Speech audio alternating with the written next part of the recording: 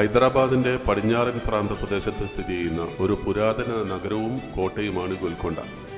മുഗൾ രാജഭരണത്തിൻ്റെ ചരിത്രശേഷിപ്പുകൾ ഈ കോട്ടയിൽ ഇന്നും നിലനിൽക്കുന്നുണ്ട്.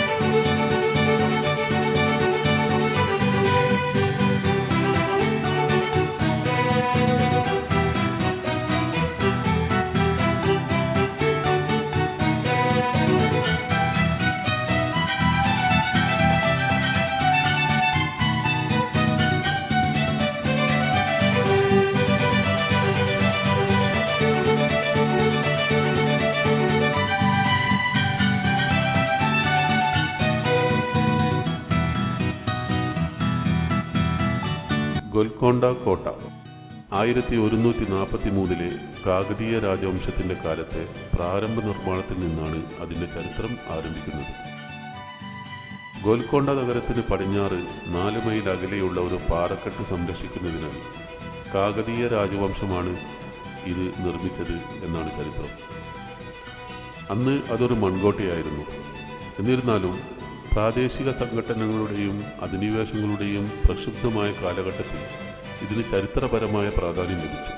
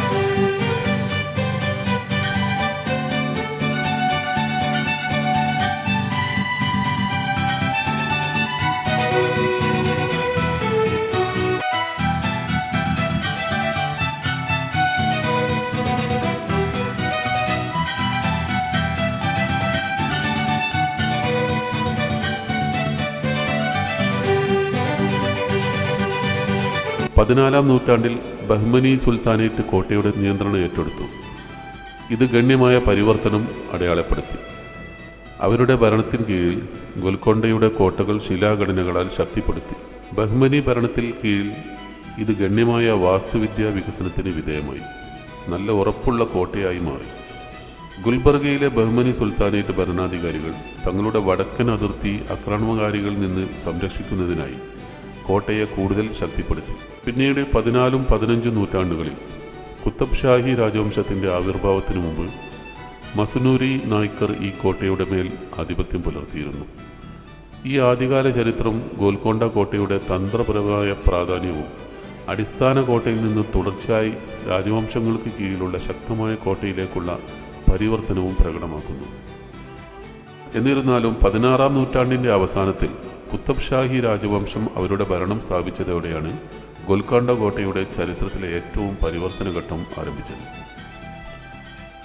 1518 ബഹ്മനി രാജ്യത്തിൻ്റെ തുർക്കി കമാൻഡറായ സുൽത്താൻ ഗുലി കുത്തബ് ഉൽ മുൽക്ക് കുത്തബ് ഷാഹി രാജവംശം സ്ഥാപിക്കുകയും ഗോൽക്കൊണ്ട കോട്ട കീഴടക്കുകയും അത് തൻ്റെ പുതിയ തലസ്ഥാനമായി വികസിപ്പിക്കുകയും ചെയ്തു.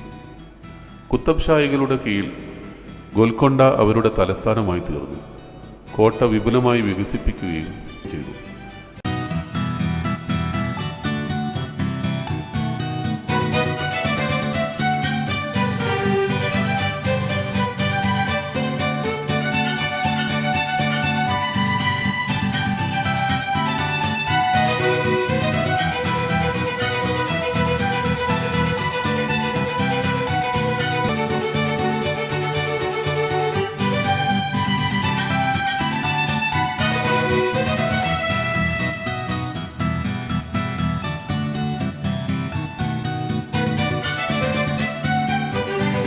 അടുത്ത 150 വർഷത്തിനുള്ളിൽ കുത്തബ് ഷാഹി ഭരണാധികാരികൾ കോട്ടയെ കൊട്ടാരങ്ങളും ഗംഭീരമായ മസ്ജിദുകളും ഉള്ള ഒരു വലിയ സമുച്ചയമാക്കി മാറ്റി.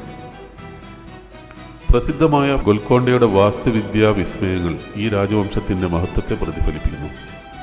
ഗോൽക്കൊണ്ട കോട്ടയുടെ ചരിത്രപ്രധാനമായ പൈതൃകം രേഖപ്പെടുത്തുന്നതിൽ കുത്തബ് ഷാഹി രാജഭരണം നിർണായകമായ പങ്കുവഹിച്ചു.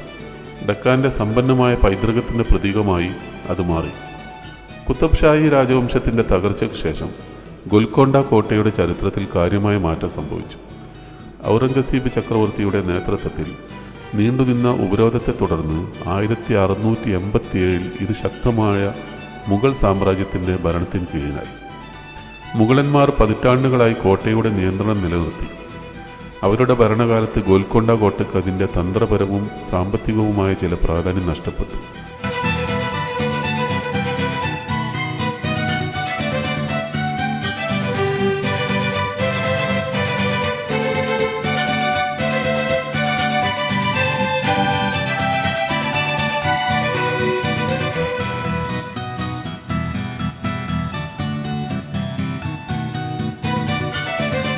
വേനൽക്കാലത്ത് പോലും ആന്തരിക ഘടനകളെ തണുപ്പിക്കുന്ന വിധത്തിലുള്ള ജലവിതരണ സംവിധാനങ്ങളും വായുവിൻ്റെ സുസ്ഥിരമായ ചംക്രമണവും ഉറപ്പാക്കിയ സൈനിക പ്രതിരോധ വാസ്തുവിദ്യയുടെ വിസ്മയമാണ് ഈ ഗോൽക്കൊണ്ട കോട്ട.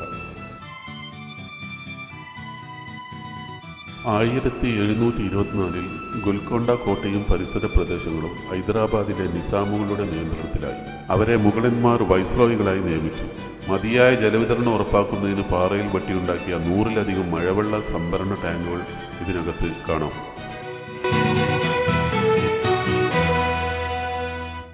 ഹൈദരാബാദ് നാട്ടുരാജ്യത്തിൻ്റെ സ്ഥാപനത്തിൽ ഗോൽക്കൊണ്ട നിർണായക പങ്ക് വഹിച്ചു. നിസാം ഭരണത്തിൽ കീഴിൽ കോട്ട പ്രാഥമികമായി ഭരണപരമായ ആവശ്യങ്ങൾക്ക് ഉപയോഗിച്ചിരുന്നു. ബ്രിട്ടീഷ് കൊളോണിയൽ കാലഘട്ടത്തിൽ ഗോൽക്കൊണ്ട കോട്ട നൈസാമുകളുടെ കീഴിലുള്ള ഹൈദരാബാദ് നാട്ടുരാജ്യത്തിൻ്റെ ഭാഗമായി തുടർന്നു.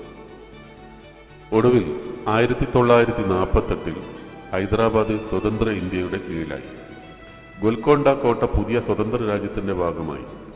കുത്തബ് ഷാഹികളുടെ മഹത്വം മുതൽ കൊളോണിയൽ കാലഘട്ടം വരെയും ഇന്ത്യയുടെ സമ്പന്നമായ പൈതൃകത്തിൻ്റെ പ്രതീകമായി വിവിധ രാജവംശങ്ങളിൽ നിന്നുള്ള വാസ്തുവിദ്യാ സ്വാധീനങ്ങൾ സമന്വയിപ്പിച്ച് അതിൻ്റെ ചരിത്രത്തിൻ്റെ വൈവിധ്യമാർന്ന അധ്യായങ്ങളെ പ്രതിഫലിപ്പിക്കുന്ന ഗംഭീരമായ ചരിത്ര സ്മാരകമായി ഇന്നും ഗോൽക്കൊണ്ട കോട്ട നിലകൊള്ളുന്നു.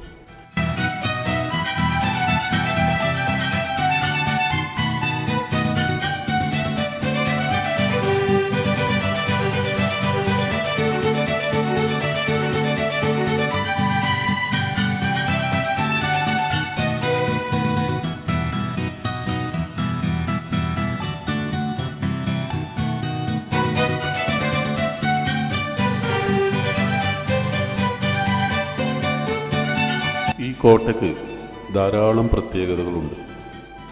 400 അടി ഉയരമുള്ള ഗ്രാനൈറ്റ് പാറക്കെട്ടിന് മുകളിലാണ് ഇത് നിർമ്മിച്ചിട്ടുള്ളത്.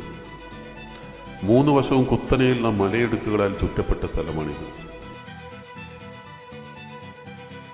ഈ സൈനിക കൊത്തളങ്ങളുടെ തന്ത്രപ്രധാനമായ രൂപകൽപ്പന ഏത് ദിശയിൽ നിന്നും സുരക്ഷിതമായി കോട്ടയെ പ്രതിരോധിക്കാൻ സഹായകരമാണ്. കോട്ടവളപ്പിനുള്ളിൽ കുത്തബ് ഷാഹി ഭരണാധികാരികൾ നിർമ്മിച്ച പൂന്തോട്ടങ്ങളും പള്ളികളും പവലിയനുകളും ഉണ്ടായിരുന്നു.